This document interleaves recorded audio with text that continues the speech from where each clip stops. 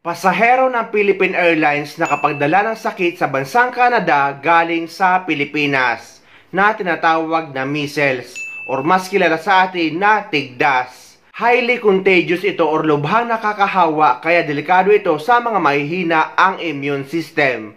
Kaya mahigpit dito ang bansang Canada. Nagkaroon po ng measles exposure sa ilang paliparan sa Canada at nagmula raw ito sa isang flight galing Pilipinas. Ang paalala ng isang doktor sa report ni Paula Saraza. Sa Canada, bihirang may measles. Kaya pagka may na-identify na may measles, kailangan very active.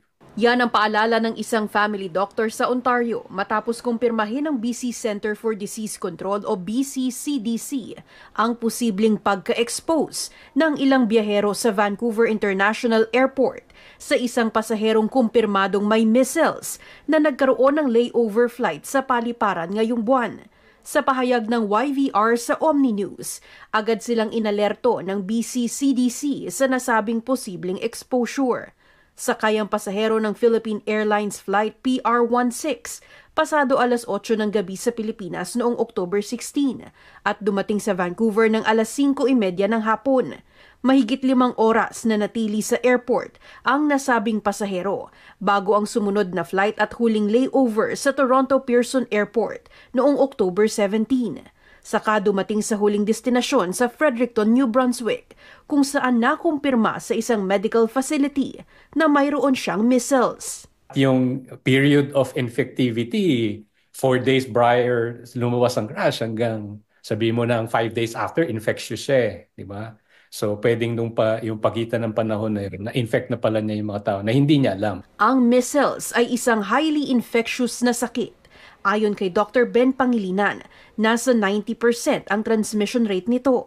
Lagnat, mabigat na pakiramdam at rashes sa buong katawan ang ilan sa pangunahing sintomas ng measles.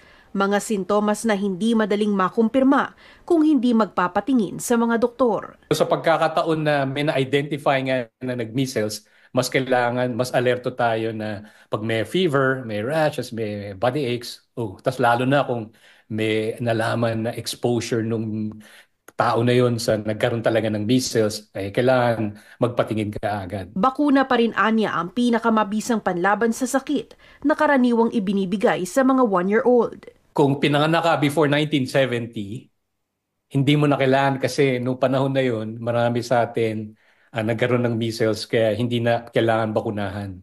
Pero anybody born after 1970, kailangan mabakunahan.